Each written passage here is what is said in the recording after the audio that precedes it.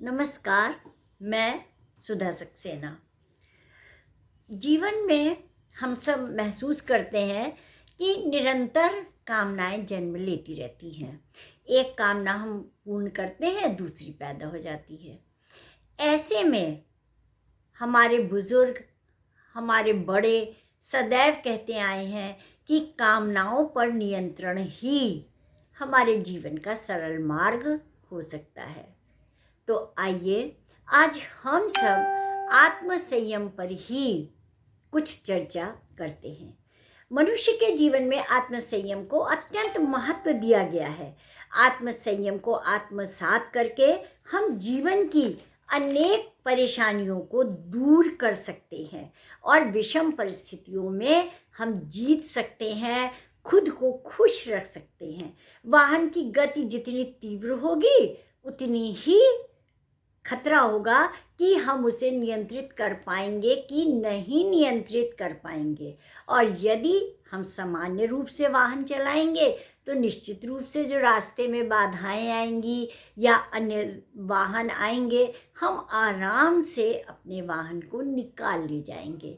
शरीर की समस्याएं और सांसारिक समस्याएं भी बिल्कुल इसी तरह से है। जितनी हम नियंत्रण में अपनी समस्याओं को रखेंगे, कामनाओं को रखेंगे, उतने ही अच्छे से हम अपनी कामनाओं की पूर्ति भी कर सकेंगे। अनंत इच्छाओं से युक्त इस चंचल मन को नियंत्रित करने में क्रोध, लोभ, मोह, स्वार्थ, ईर्ष्या और द्वेष जैसे तत्व एक प्रबल अवरोधक की भूमिका निभाते हैं।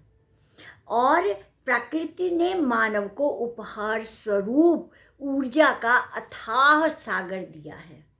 आवश्यकता है कि हम उस अथाह सागर में से, जो कि हमारे हृदय में स्थित है, हम उसमें से रत्न को खोजें, अर्थात कि संतुष्टि को खोजें, रास्ते खोजें।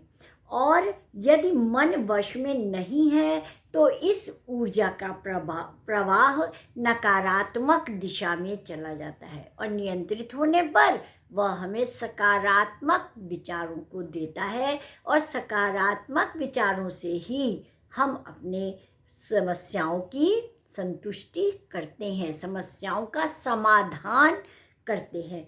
परिणाम स्वरूप मनुष्य अप्रत्यक्ष रूप से अपना हित या अहित करता है। यदि वह सकारात्मक सोचता है, सकारात्मक ढंग से अपनी कामनाओं को नियंत्रित करता है, तो निश्चित रूप से वह सही दिशा में जाता है। और यदि नकारात्मक विचारों से वह अपनी समस्याओं का समाधान करता है तो निश्चित रूप से वह गर्त में जाता है।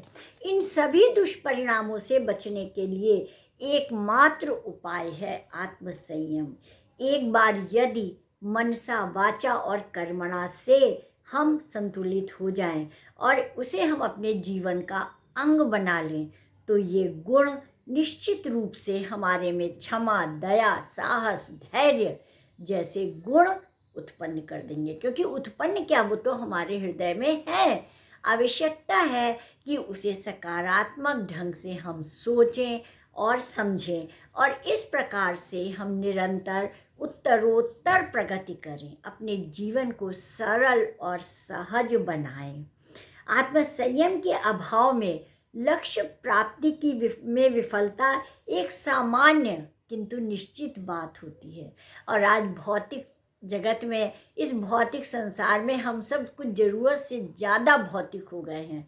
अर्थात कि भौतिक सुखों की चाह, लिप्सा अत्यंत बढ़ गई है और यही चाह हमें निरंतर असंतुष्ट करती रहती है और तरह तरह की समस्याएं, रोग और शरीर को कमज़ोर कर रही है।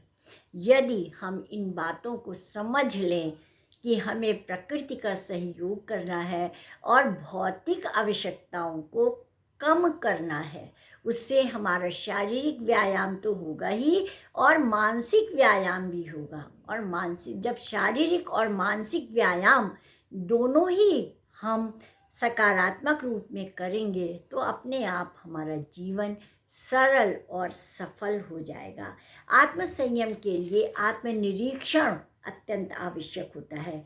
हमें अपने व्यक्तित्व के नकारात्मक पहलुओं एवं बुराइयों को पहचान करके उनको त्यागने का ही संकल्प लेना चाहिए और मानसिक विकारों, चारित्रिक दुर्बलताओं, नैतिक पतन आदि अनेक शत्रुओं से रक्षा करने के कारण आत्मसंयम मानव के लिए एक सुरक्षा कवच की भूमिका करता है और सुरक्षा कवच की भूमिका निभाता है और निरंतर हमारे मन में धैर्य पैदा करता है।